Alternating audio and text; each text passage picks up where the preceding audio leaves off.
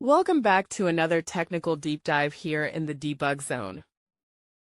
Today we're tackling a big question and breaking it down with insights from other users.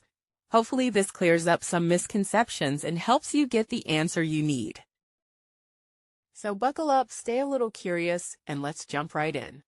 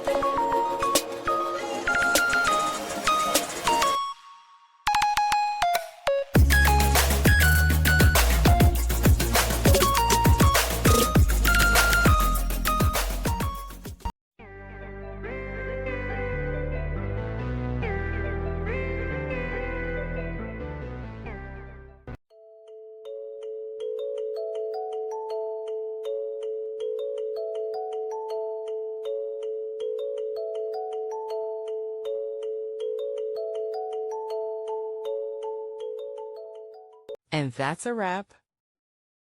I hope you found the answer you were looking for. If you did, take a second to hit that subscribe button. It really helps out. And let me know in the comments which solution worked best for you. See you next time in the debug zone.